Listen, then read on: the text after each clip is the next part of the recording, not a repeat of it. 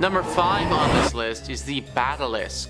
The Badalisc is a beast in Italian folklore that is said to annoy the living hell out of the villagers it's nearby. Bestiarium says, in the Val Carmonica, a valley in the central Italian Alps region, there is a local celebration which is connected to a legend about a mythical monster. This monster is the Badalisc, a creature with a huge head and large mouth, adorned with 2 tiny horns and 2 brightly glowing eyes. According to the local legend, the terrible Badalisc lived in the woods in Andrista, a small village. Actually, terrible is an overstatement. It did little harm, but it did constantly annoy the locals. As punishment, the beast was captured as the locals used a beautiful girl as bait to trap and capture the lusty beast. It was fought by a hunchbacked folk hero. So they hold a festival for the demon thing every year. There's a parade and they get a costume for it made from goat skin. The whole village participates in it and it's a whole big affair that's going on. However, there are a few select elders who don't participate. Whilst everyone is out and about having fun, drinking, and making merry, this select group of elders is inside being very careful with what they do. Apparently, this group was around when this beast first came to being. They saw it firsthand, and they don't agree with the way that people are treating it. In their opinion, the legend has been thoroughly exaggerated, and this creature isn't as kind as everyone wants to believe. They are under the impression that constantly doing this year in and year out is going to anger the creature, and one year it will finally unleash its wrath upon the village. Now, no one knows if this is true or not, or if it's just a bunch of people being really paranoid. However, I would tend to believe the people who claim to have seen this thing firsthand, rather than those who are just looking for an excuse to get drunk. Number 4 on this list is Stryzga. This is a demon very similar to a vampire that can be found in parts of Italy. Wikipedia says a Stryzga is a usually female demon somewhat similar to vampires in Slavic and especially Polish folklore. People who were born with 2 hearts and 2 souls and 2 sets of teeth, the second one barely visible, were believed to be Stryzgi. Somnambulics, or people without armpit hair, could also be seen as one. Furthermore, a newborn child with already developed teeth was also believed to be one. When a person was identified as a Stryzga, they were chased away from human-dwelling places. During epidemics, people were getting buried alive, and those who managed to get out of their graves, often weak, ill, and with mutilated hands, were said to be Stryzgi by others. It is said that Stryzgi usually died at a young age, but according to belief, only one of their 2 souls would pass to the afterlife. The other soul was believed to cause the deceased Stryzga to come back to life and prey upon living beings. These undead creatures were believed to fly at night in a form of an owl and attack nighttime travelers and people who had wandered off into the woods at night, sucking out their blood and eating their insides. Stryzga were also believed to be satisfied with animal blood for a short period of time. Whatever version of the Stryzga is proven to be correct, it really isn't good either way. They're either personally coming to kill and suck your blood, or they're indicating that we're about to die. The way that you protect yourself is pretty similar to vampires. Burning the body of one of these creatures or putting a stake through it are proven methods of getting rid of them. Also, for some reason, slapping it across the face with your left hand is said to help. Not sure if I want to be the one trying that method though. Number 3 on this list is dragons. Now, I know that dragons aren't technically demons, but they are pretty bloody terrifying in my opinion, and for that reason I think they deserve some love on this list. Italy has quite the history with dragons and has had some pretty big ones in the past. Dragon's Wish says, one of the most famous dragons of Italian folklore is Tyrus, a wyvern that besieged Tourney in the Middle Ages. One day, a young and brave knight of the noble house of Cittadini, tired of witnessing the death of his fellow citizens and depopulation of Tourney, faced the dragon and killed him. The town, from that day onwards, adopted the dragon in its coat of arms and accompanied by a Latin inscription, Tyrus e annis dederent signa terraminis, that stands under the banner of the town of Terni, honoring this legend. This is just the most famous legend of a dragon in Italy, but it doesn't mean that it's the only one. There have been other reports of dragons in Italy as well, and some of them have been very scary. At the end of the day, a dragon, in my opinion, is just as bad, if not worse, than a demon. If I had to go one-on-one versus a dragon or a demon, I might try my luck with the demon, guys, because there's no way I'm going to be able to survive the dragon. Number 2 on this list is the Lariosauro. This creature is an evil serpent living in one of Italy's big bodies of water, and it's said to be a servant of the devil. Yoair writes, meet Lariosauro, Italy's own Loch Ness monster. According to Italian folklore, Lariosauro lives in Lake Como, which lies 30 miles to the north of Milan and is one of the deepest European lakes. In November 1946, 2 hunters claimed that they saw a huge animal resembling a reptile swimming in the lake. It had red scales and was about 12 meters in length. Upon firing their rifles, Italy's Nessie disappeared into the center of the lake with a hissing sound. The creature was named after Lariosaurus balsami, a prehistoric reptile whose fossilized remains were discovered in the lake in 1830. More sightings followed at the lake. In 1954, a creature with a round muzzle and webbed paws was spotted by a father and his son. Then, in August 1957, another monster was allegedly seen by natives. A month later, in the same year, an animal was spotted in the lake, this time whose head resembled that of a crocodile. The last sighting was in 2003, and it looked more like a giant eel. It's got tons of different forms, and no one knows exactly what form it will show up as next. One thing is clear though, it's guarding whatever is at the bottom of this lake. Some people think that the devil has some type of gate there, or that he's working on creating a gate. Until the gate is fully functional and ready to bring creatures from hell to our world, the devil has employed the capabilities of this underwater beast to guard it. This is all just a theory, but no one knows for sure, so we should probably do some digging pretty soon, folks, and figure out what's going on underneath the water. And number 1 on this list is the Ferocious Beast.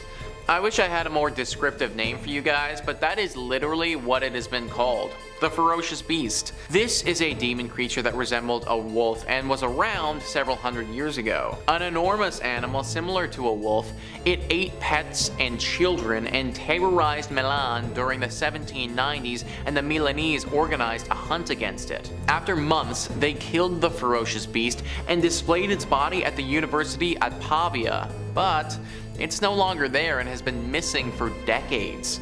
Informal sources claim it was stolen, destroyed during World War II, or removed specifically by German actions during that war.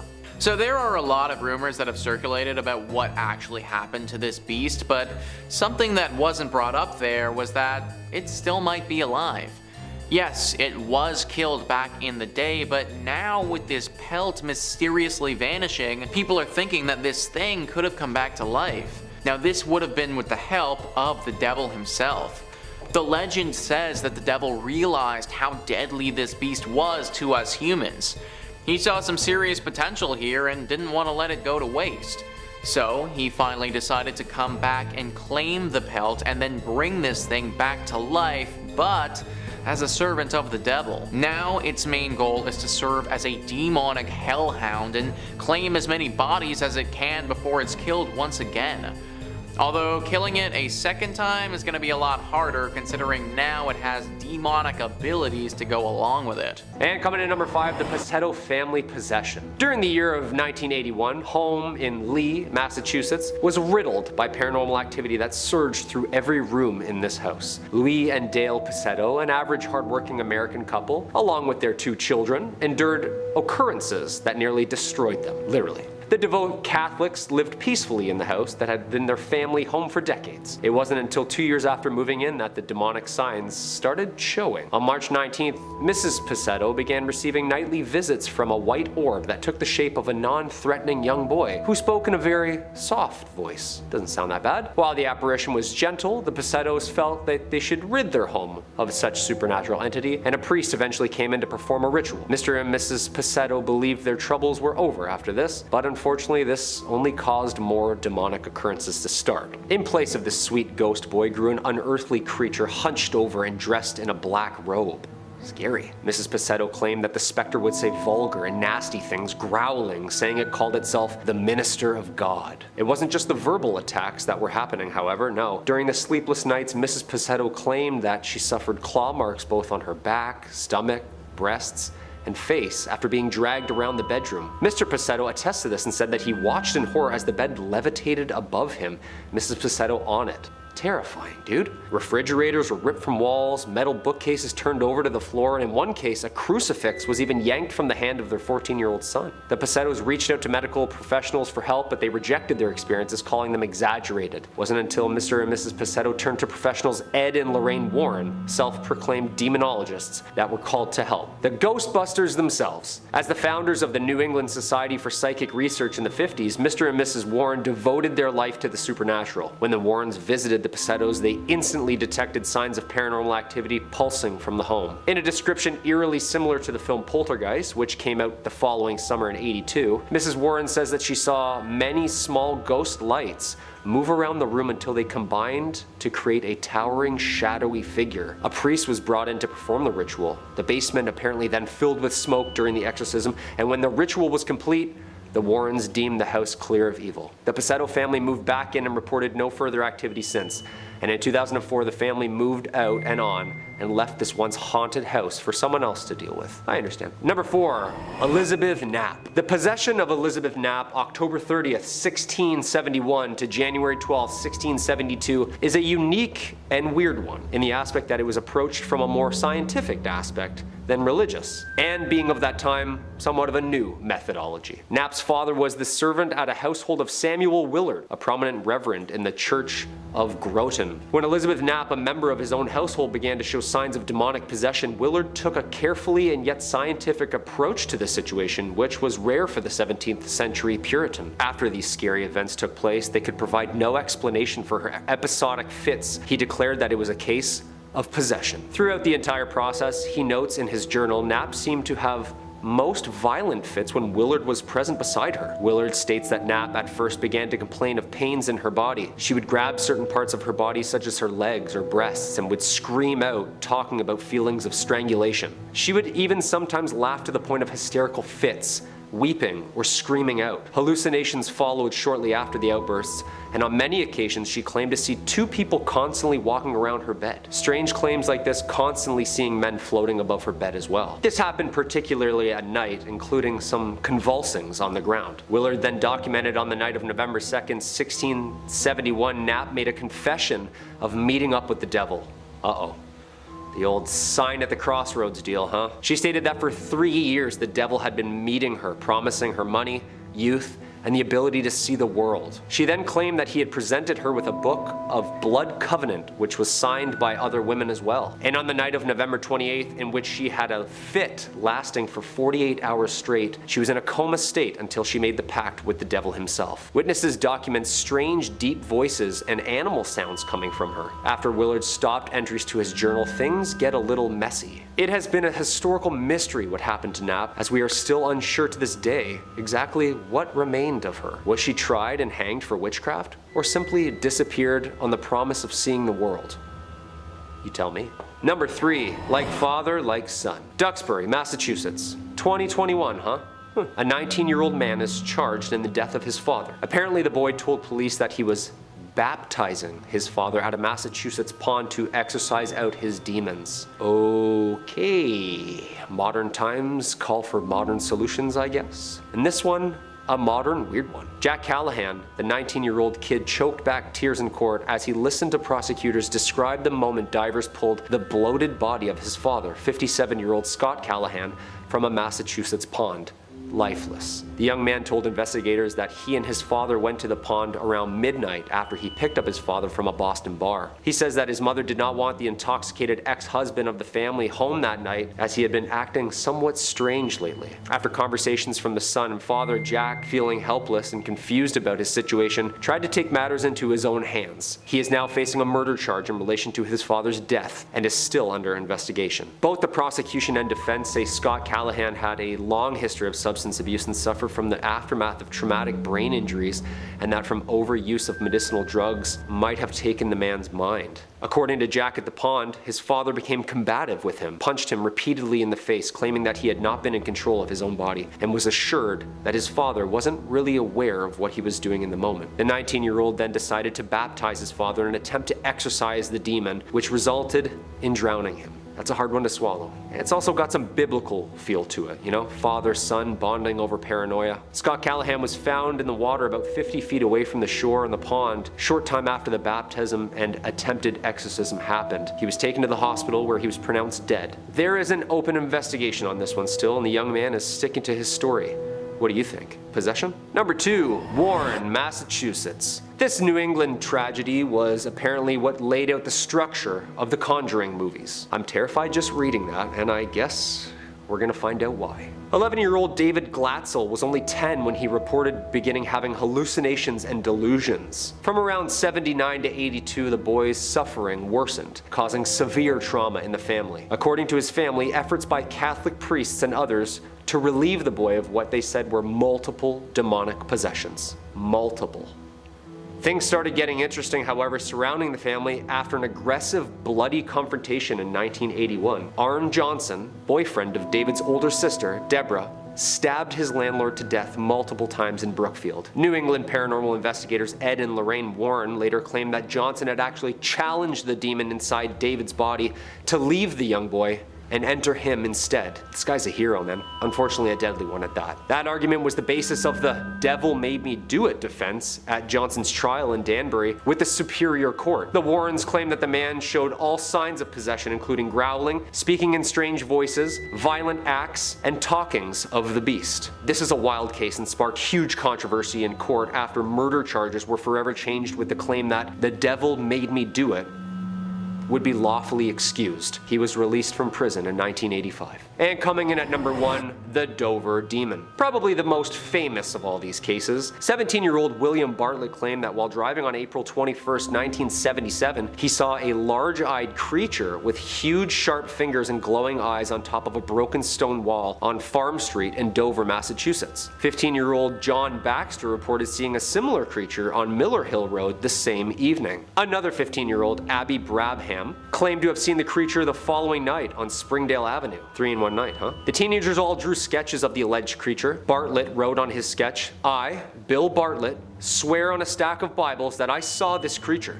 And according to the Boston Globe, some suggest that the creature may have just been a large foal or moose calf. Nah, definitely not. With wings and fingers like that, I don't think so. Police told the Associated Press that creatures reported by the teenagers were probably nothing more than a school vacation hoax. I don't know. It's been about 45 years since the sightings of the creature that came to be known as the Dover Demon, and still remains one of Massachusetts' truly great mysteries and one of the world's great cryptid cases. Number 5 on this list is the Shadow Doll.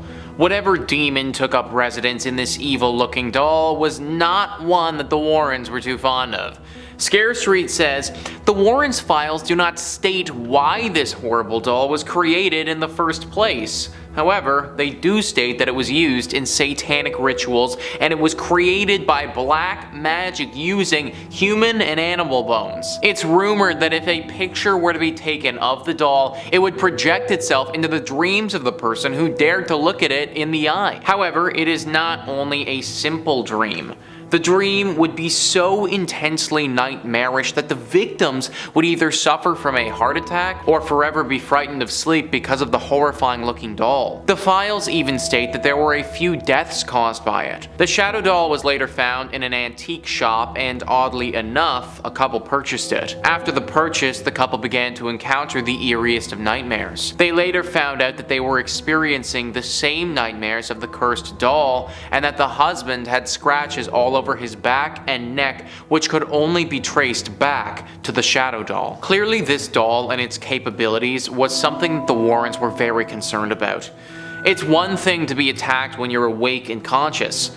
Let's face it, this happened to the Warrens all the time, and they were constantly having to deal with scary demons coming after them. Obviously, this was never a great time, but it was something that they could handle. Getting attacked while you're asleep, though, that's a completely different animal. You are now being haunted in a world where things won't make any sense. A world where this shadow doll can manipulate the physics and do things that they wouldn't be able to do outside of our heads. It also meant for the Warrens that they wouldn't have one another. They were a team and tackled every single one of their demonic foes as a unit. Getting attacked while you were asleep in your brain meant that the other person, even though they would most likely be lying right next to you, they'd have no idea that you're getting attacked and wouldn't be able to do anything to save you. All of this is why the Warrens had to take this doll and bring it to their museum. This was of course after they performed various ceremonies on it to try and extract the demonic presence. Number 4 on this list is the Amityville Horror House. This is the case, the demon, the haunting, that launched the Warrens to stardom. But don't think that it didn't come at a cost.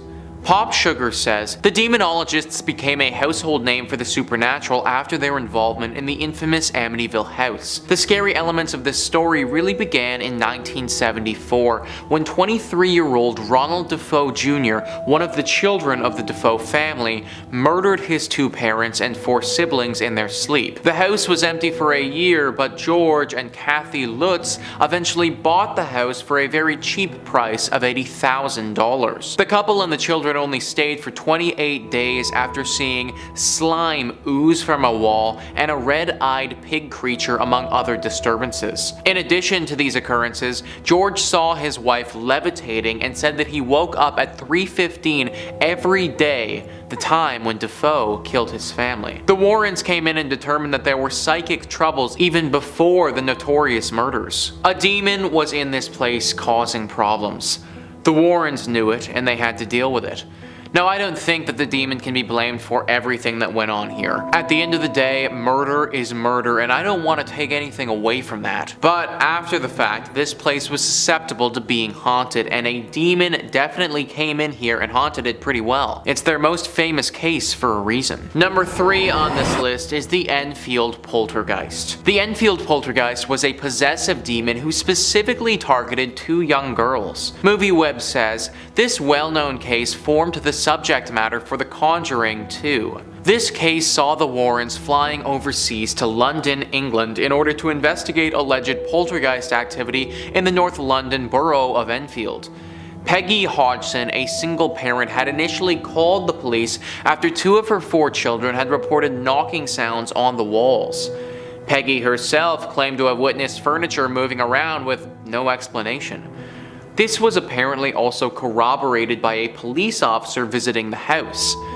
Ed and Lorraine Warren were convinced that the events were of supernatural origin and appeared to be predominantly focused around 2 of Peggy Hodgson's teenage daughters, with the girls seeming at times to apparently levitate off the ground. So like I said, a demon who really enjoyed possessing people.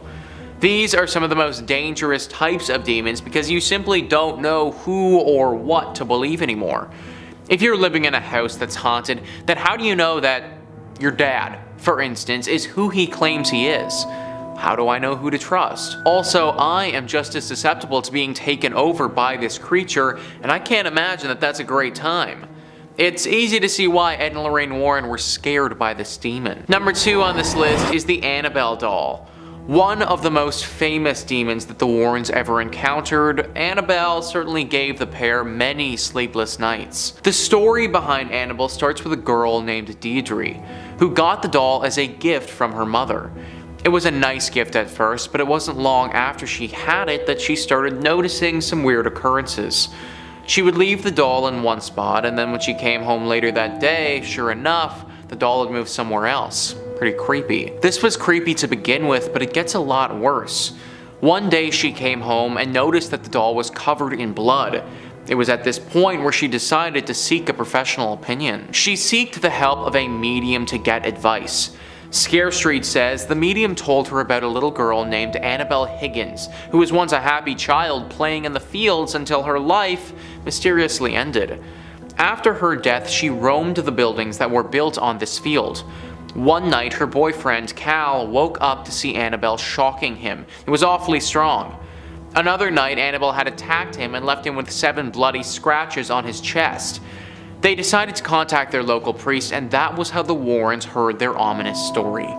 The Warrens delivered the victims a shocking truth, saying that there was no Annabelle and it was a mere trick from a demonic spirit which was allowed to manifest the doll after their agreement. The Warrens told them that the spirit was given permission to inflict harm on them, and that if they had remained silent, the spirit would have killed them all within a week or 2. They held an exorcism and took the doll with them.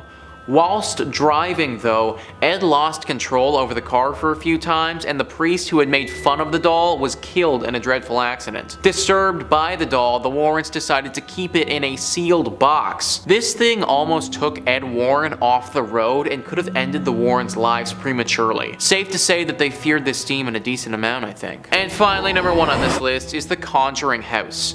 The famous Ed and Lorraine movie was based on fact, folks, one of the scariest run-ins the pair had with a demon. MovieWeb says the house in question, located in Harrisville, Rhode Island, is said to be haunted by the ghost of a woman alleged to be a witch. The commonly accepted story states that the woman killed her son and herself in order to haunt any future occupants of the house. The Warrens' investigation took place in 1974 when they made repeated visits to the property in order to investigate reports of a malevolent entity capable of lifting beds, whilst also filling the air with the reek of rotting flesh. This particular was of course the basis of the first film in the series, The Conjuring. While Ed Warren had already passed away during the production of the movie, Lorraine Warren served as a consultant on the project. Of that long ago investigation, she admitted the things that went on there were just so incredibly frightening, it still affects me to talk about it today. Literally, Lorraine, when she was alive, was still affected by the things that went on in this house. It's no wonder that Hollywood saw this as a prime opportunity to make a movie and rake in the money. The original story was just so scary to begin with.